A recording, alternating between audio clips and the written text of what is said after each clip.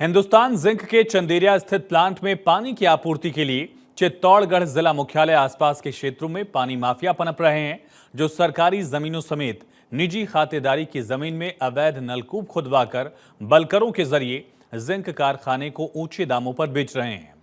इन माफियाओं में आपसी टकराव होने की आशंका के चलते क्षेत्र में कभी भी कोई बड़ी घटना होने की आशंका से इनकार नहीं किया जा सकता। हालांकि सबके पीछे राजनीतिक रसूखात की भी बात सामने आ रही है। माना यह जा रहा है कि वहां के प्रभावशाली नेताओं के संरक्षण में पानी माफिया पनप रहा है। खास रिपोर्ट देखिए।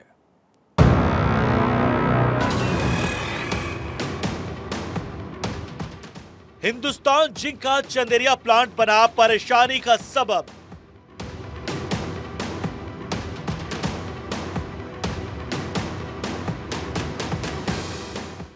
करोड़ों का टेंडर, पर्यावरण कानून की उड़ रही धज्जियां।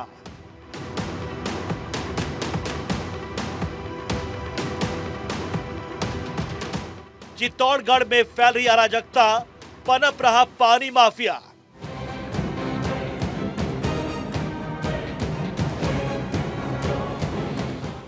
क्यों राष्ट्रीय मानवाधिकार आयोग को देना पड़ा दखल?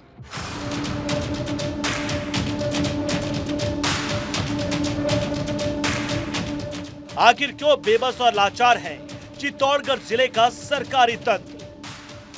क्या पानी माफिया को प्रभावशाली राजनेताओं का मिल रहा संरक्षण?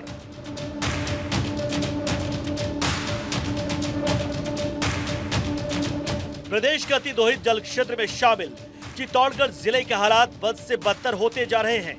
इसके पीछे सबसे बड़ा कारण है वेदांता समूह के हिंदुस्तान जिंक लिमिटेड की चंदेरिया स्थित प्लांट को पानी सप्लाई करने वाला करोड़ों का टेंडर। दूसरा कारण इलाके के एक दबंग राजपूत विधायक और मेवाड़ के कद्दावर नेता के बीच चल रही अदावत। इस मामले में दोनों के बीच क्या अदावत है यह आपको बताएंगे, लेकिन उससे पहले जरा मामले को समझिए।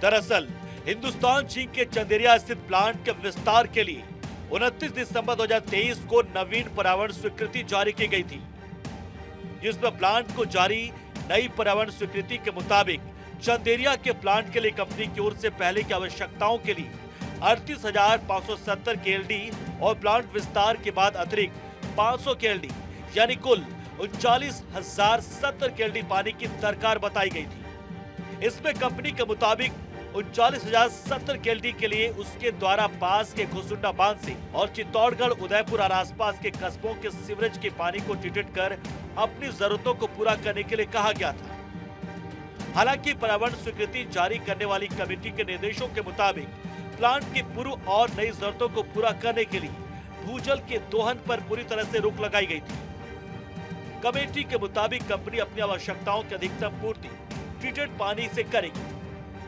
लेकिन हिंदुस्तान जिंक के दावों की तरह ही उसे जारी की गई पर्यावरण स्वीकृति भी कागजी साबित हुई।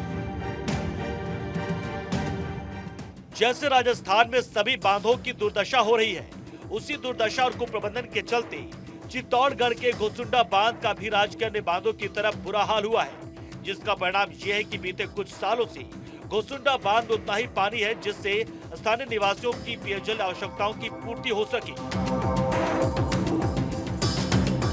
नवीन पर्यावरण स्वीकृति के अनुसार हिंदुस्तान जिंक को 38,570 केएलडी पानी की आवश्यकता बताई गई है। अब ऐसे में घुसुंडा बांध से पानी लेने की बजाय चित्तौड़गढ़ और उदयपुर के आसपास के कस्बों के सीवरेज के पानी, आसपास की बंद खदानों से पानी लाने की कवायद को अमली जामा पहनाकर हर साल करोड़ों के टेंडर जारी किए जाते हैं। टेंडर की आड़ में पानी माफिया आसपास के दर्जनों गाँव के अवैध बोरिंग से भूजल का दोहन कर हिंदुस्तान जिंक के प्लांट में इस पानी को पहुंचाते हैं। सूत्रों के मुताबिक करीब 400 बलकरों से कंपनी को अवैध भूजल की रोजाना सप्लाई हो रही है। एक बलकर के लिए कंपनी करीब 7,000-8,000 रुपए का भुगतान करी है। ऐसे में हिंदुस्तान जिंक के कारण जिले के करीब 100 करोड़ के सालाना काले धन की व्यवस्था पनप रही है।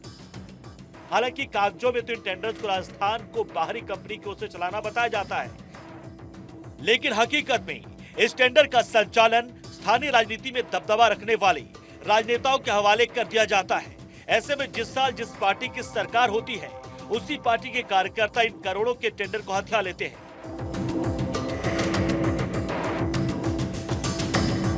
इन्हीं टेंडरों को लेकर अब मेवाड़ की सियासत में राजनीतिक दबदबा होना शुरू हो गया है। हालांकि मेवाड़ के दो दिग्गज नेताओं के बीच इनको लेकर अदावत भी है। ऐसे में स्थानीय सरकारी तंत्र दोनों नेताओं के आपसी खींचतान के बीच पिसता नजर आ रहा है। जहां पहले क्षेत्र और औद्योगिक घरानों से लेकर सरकारी तंत्र में एक दबंग राजपूत विधायक की तूती बोलती थी, तो वहीं अब हालात बदल गए हैं। अब पूरे क्षेत्र में मेवाड़ के कदावर नेता का कद बढ़ गया है। इनके बीच अदावत का एक बड़ा कारण वेदांता समूह के हिंदुस्तान जिंक के चंदेरिया लेक स्थित जिंक स्मेल्टर इकाई में होने वाली पानी के सप्लाई पर भी दिख रहा है। दरअसल अब चित्तौड़गढ़ और बेंगो विधानसभा क्षेत्रों में सड़कों पर जगह जगह बलकर दिखने लगे। इन बड़े बड़े बलकरों से Chanderiya lead zinc smelter plant के लिए पानी की सप्लाई होती दिखी, जिसके चलते हड़कंप मच गया और आम आदमी भी इस पानी की सप्लाई के विरोध में खड़ा हो गया। जिसके बाद मेवाड़ के कदावर नेता ने जिला कलेक्टर को आगे आकर पानी सप्लाई रुकवाने का निर्देश दिया। लेकिन एक दो दिन के अंतराल में कदावर नेता गुट के कार्यकर्ताओं ने फिर से पानी की सप्लाई शुरू कर दी। हालांकि इस बार दबंग राजपूत नेता के कार्यकर्ताओं को पानी सप्लाई का काम नहीं दिया गया, जिसके चलते दबंग राजपूत नेता और मेवाड़ के कदावर नेता के बीच अदावत शुरू हो गई। लेकिन मामले ने फिर यू टर्न लिया और अब इलाके के राजपूत नेता जिंक में पानी सप्लाई का काम बंद करने का दबाव बना रहे हैं। यूं तो लोकसभा चुनाव से पहले राजपूत नेता के कार्यकर्ताओं की विधिवत घर वापसी हुई थी, लेकिन मान सम्मान नहीं मिलने से पहले की तरह राजपूत नेता समर्थकों ने चुनाव से दूरी बनाकर रखी थी। ऐसे में मेवाड़ राजनीति के कदावर नेता और दबंग राजपूत नेता के बीच अदावत की लड़ाई जग जाहिर होती जा रही है। लेकिन पानी माफियाओं की ये कारगुजारियां ज्यादा दिनों तक छुपी नहीं रही। इसके चलते स्थानीय जागरूक नागरिकों की ओर से इस मामले की शिकायत केंद्रीय भूजल आयोग, एनजीटी और राष्ट्रीय मानवाधिकार आयोग में कर दी गई। ऐसी एक संस्था मानव सेवा संस्थान चित्तौड़गढ़ के अध्यक्ष अजीत जैन की ओर से की गई शिकायतों के क्रम में जिला कलेक्टर चित्तौड़गढ़ की ओर से उपखंड अधिकारी चित्तौड़गढ़ बीनू देवल की अध्यक्षता में 11 अधिकारियों की टीम गठित कर मामले की जाँच करने और आवश्यक कार्रवाई करने के निर्देश प्रदान किए गए। इस मामले में 13 जून 2024 को जिला कलेक्टर की ओर से जिला कलेक्टर की ओर से राष्ट्रीय मानवाधिकार आयोग की सौंपी रिपोर्ट के अनुसार सामने आए कि इसी साल एसडीएम चित्तौड़गढ़ और एसडीएम गंगरार की कार्रवाइयों में बड़ी संख्या में हिंदुस्तान जिंक को अवैध भूजल की सप्लाई करने वाले बलकरों को जब्त किया गया और उनके चालान बनाए गए। कई नलकूपों के कनेक्शन काटे गए, कई अवैध ट्यूबवेलों को नष्ट किया गया। मौके से कई पंप सेटों, ट्रांसफार्मरों, स्टार्टरों को भी जब्त किया गया। जिला कलेक्टर की रिपोर्ट के अनुसार हिंदुस्तान जिंक के विरुद्ध सीआरपीसी की धारा 133 के तहत प्रकरण भी दर्ज किया गया, जो कि इलाके में अराजकता फैलाने के मामले में लगाई जाती है। इस गंभीर मामले में अब कई सवाल खड़े हो रहे हैं। सवाल है कि कंपनी बताई कि उसकी ओर से चित्तौड़गढ़, उदयपुर और आसपास के कस्बों के सीवरेज के पानी, आसपास की बंद खदानों से पानी लाने के कितने टेंडर, कितने समय से किन किन व्यक्तियों, कंपनियों को दिए गए हैं, जारी किए गए टेंडरों की राशि कितनी थी, किस मद से उक्त राशि का भुगतान किया गया। सवाल ये कि प्लांट की जलापूर्ति के टेंडरों के मुताबिक बोली लगाने वालों को किन किन जल स्रोतों से जल लाने की जिम्मेदारी दी गई। सवाल ये कि क्या HZL को ठेकेदार कंपनी के अवैध भूजल दोहन की जानकारी है या फिर खबरों के जरिए ही कंपनी को ये जानकारी मिल रही है। सवाल ये भी कि जिला कलेक्टर की इतनी बड़ी कार्रवाई के बावजूद आज तक हिंदुस्तान जिंक की ओर से ठेकेदार कंपनी को जारी टेंडर निरस्त करने की कार्रवाई क्यों नहीं की गई। देखा जाए तो इन टेंडरों को जब राजनीतिक दबदबा रखने वालों को दे दिया जाता है और फिर पानी माफियाओं की ओर से प्रशासन की आंख के नीचे कंपनी को जारी प्रारंभ स्वीकृति और एनजीटी के आदेशों की खुलेआम धज्जियां भी उड़ाई जा रही है, जिसके चलते पानी माफिया खुलेआम स्थानीय निवासियों के हिस्से के पानी पर डाका डाल रहे हैं। वह स्थानीय प्रशासन इनके सामने लाचार और बेबस नजर आ रहा है।